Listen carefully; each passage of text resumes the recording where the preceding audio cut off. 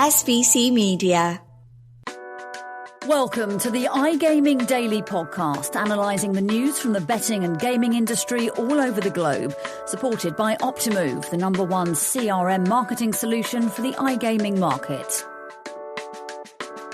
There's no Black Pearl without Jack Sparrow, nor Millennium Falcon without Han Solo.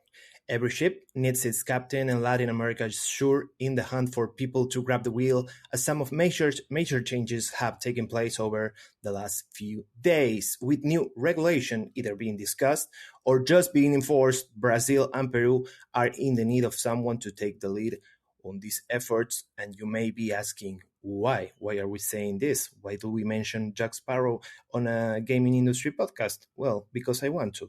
And we are here today to break everything this else down for you in the iGaming Daily Podcast. And guess who's back? Back again. It's me, I'm Fernando Noodt. I'm your host for today, and I'm joined by SBC Noticias editor Lucía Gando. How are you, Lu, today? Hello, Fer. Very cool introduction. I'm very good. Oh, thank you very much. How are you? I'm not so bad myself. And of course, we also have our top Brazilian insider, SBC Noticias Brazil journalist, Isadora Marcante. Welcome. Bem-vinda, Isa. How are you? Oh, thank you. Gracias, Fer. I agree with Lu. That was a very cool introduction. I really liked that. That was amazing. I'm really good. I'm just like dying right now. It's just too hot here where I live. But yeah, I rather that than the cold weather. So I'm completely fine. Yeah, I would assume that most of our listeners are in the exact opposite situation right now. Like they Definitely. are freezing cold and envying us for being hot. But Lu and I are both stationed in Buenos Aires, and we have like also, aside from the hot, we have a mosquito invasion. So yeah, don't envy us, guys. You don't want a mosquito invasion. I would die for some cold right now to end this, please. Or end me, I don't know, it's the same. But before we jump into the breaking Latin American news of this week, it's time to mention the sponsor of the iGaming Daily Podcast. Optimove, the #1 CRM marketing solution for the iGaming market. 56% of the EGR Power 50 personalized player experiences with Optimove. And as another special offer, Optimove are offering new clients a free first month when they buy Optimove. So for more information and claim the free month, go to optimove.com/SBC, and links will also be left in the podcast episode description. And now, what we are here today for is what happened in Brazil, some major news with some key players moving in the regulation side of things. The government have made some decisions around the gaming industry while we await for the final ordinances or portarias, like we like to say here, right, Isa? And why don't you talk us through what happened with José Francisco Manssur? Oh, wow. All right. José Francisco Manssur, the special advisor to the executive secretary of the Minister of Finance, left us, actually. He is no longer in the government. We don't know yet why exactly he left. We have some rumors about the situation, and we heard by sources connected to the government that he left due to the pressure of the Centrão. That's how we call here. Is like if we translate if we literally translate it in English, it would be like big center. It's just like a group of politicians that are not left or right. They are just like in the middle. That's why it's called like Centrão, because they don't pick a side. But it's a big part of our politicians in the houses, and the pressure was for them to run the sports betting money that will come from like all the taxes and the GGR and the taxes on players. So that's what they said. But then Fernando Haddad, which is the Minister of Finance, gave an interview saying that he left because he wanted, like he asked to leave. So we don't know exactly what happened, but he left us. Unfortunately, I must say, that's my personal opinion. He was the only person in the government willing to talk to the industry and to listen to what the operators and suppliers and everyone involved in this big industry wanted to say and wanted to do in Brazil. So we just have to wait now to see who is going to be announced to replace him, which will be most likely done next week. So yeah, again, I'm going to use my phrase. We have to wait and see what's going to happen. Yeah, Manssur actually was at some SBC events, right? He was at Barcelona. Yeah. And he will be in Rio, actually. He will be in Rio too. And I'm not sure, was he in Miami? Miami, no. I don't know. Thiago was in Miami. We'll have to ask him personally. Well, he just commented on our page saying, like, see you in Rio. So, like, he'll most definitely be there. He can tell us the gossips there. Yeah, we want to hear all the gossip from Manssur in Rio, but we'll have to wait and see. That's, what we say here, hashtag wait and see, or wait and see Brazil. I'm not stopping with the hashtag until we make it happen. Until I see it trending on X, yes. Former Twitter, until I see the hashtag wait and see, I'm not going to stop with this, but right now I'm going to stop talking and go to a quick ad break, because we will be back discussing another thing related to a major regulator in Latin America. Brazil, a global economic powerhouse, deeply passionate about sports, and now home to one of the hottest markets in gaming. And we're giving it the full SBC treatment. Join industry leaders, market experts, and all the major players in the country for 3 days of content, exhibition, and epic networking at the first ever SBC Summit Rio. And we're back with the iGaming Daily Podcast to talk about Peru, which is amid a major change for its gaming leadership, like we said before, as the Ministry of Foreign Trade and Tourism, MINCETUR, we'll call it MINCETUR from now on, so I don't have to say that long phrase, please. They seized Eduardo Sevilla Echevarría, who was the head of the General Directorate of Casino Games and Slot Machines. Why do they have to keep making these names so long? Please, people.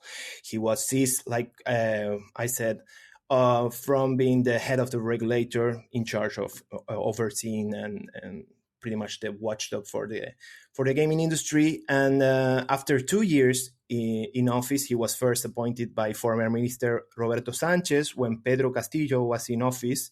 And let's go back real quick for those of you that may not have been paying attention to the political landscape in Latin America, because Castillo actually attempted a self-coup back on December 2022. He attempted to dissolve Congress and, of course, did not succeed and was impeached and removed from office on the very same day.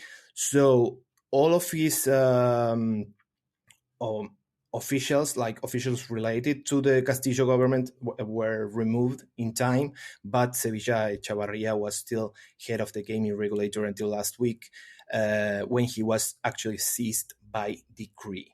And as Adele would say, rumor has it he's the one we are leaving you for, and I'm talking about Yuri Guerra Padilla, who is set to become the new head of the General Directorate of Casino Games and Slot Machines. I'm saying that he's set to become because everyone in Peru by now has heard his name. People from the industry know him because operators and other players from the industry have been working with him, because he was in the ministry for some time by now, and he was in charge of explaining like the technical aspects of the new regulation, which has just been enforced in Peru, and we'll go right to that right now. But there has been no official announcement. That's why I'm trying to say for Guerra Padilla to take this position, but it's probably just going to happen in the next few days. But I mentioned the new regulation in Peru, which was just enforced earlier this month, and has changed the whole landscape in the country, Lu. Well, yes, the industry in Peru has been working for at least half a decade, but it's been regulated since 2022. That's in August, I think it was approved, the first regulation, but since then, the Congress and the APADELA, which is the organization of operators, have been discussing the rules for the market, and finally the complete text was approved last year, I think in October, and now we have the regulation going. The bidding process is now on, and MINCETUR is accepting all the proposals for operators. And first of all, the MINCETUR gave the authorizations to laboratories, gaming laboratories. The first one was GLI, our friends from GLI obtained the first authorization to monitor the bidding process of Peru. So we are yet to find out which companies are going to be approved in the market, but yes, it's been on now. So okay, big shout out to GLI, and Peru actually changing their regulation from one year to the other, because they passed first model, and then the next year they decided, okay, we need to change some things, so we're going back and reviewing this whole thing, which is what it has been just enforced earlier this month. With we have now, like you said, Lou, labs coming in. The whole industry is starting to get in some real good shape in the country, and we actually had a Peruvian insider, like I like to say, doing a feature with you, Lou, in SBC Noticias.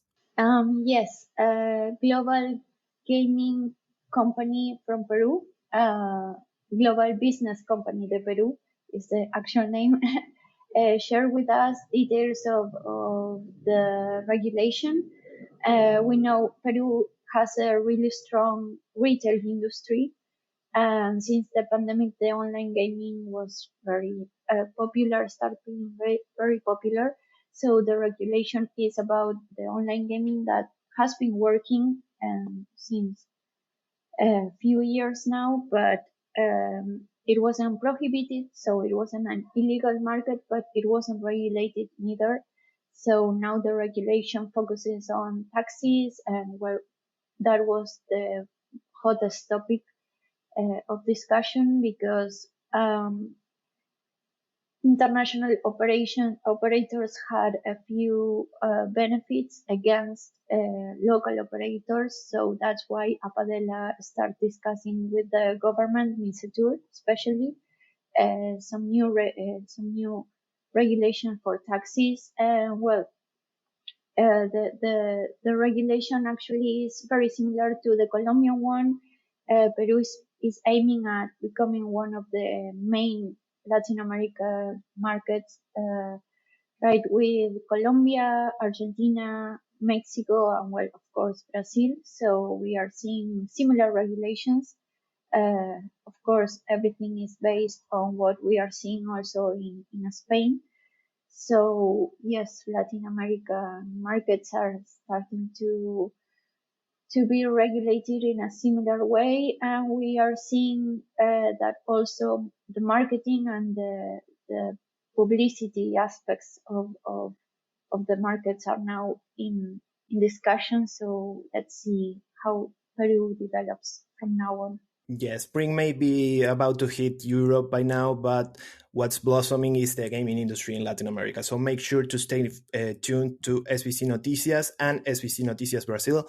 We'll leave a link to the global business company story with Jonathan Felix Vilches right in the description. And also stay tuned to SBC Noticias Brazil, because there's some really interesting stories going on, and a very special column, Isa. Yes, apart from the exclusive features that we are bringing to you like this week and next week, just before SBC Summit Rio, we have a new column now called Espaço Jurídico, which could be translated to legal space. It doesn't sound as cool as in Portuguese.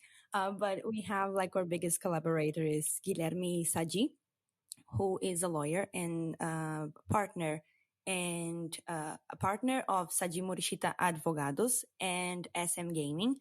And he analyzes, every 2 weeks, we have a piece from him, and he analyzes all the legal aspects and the regulation and the future of the sports betting and online casino industries in Brazil from a legal perspective. So it's really interesting and very, very informative. We'll leave the link in the description for that story as well.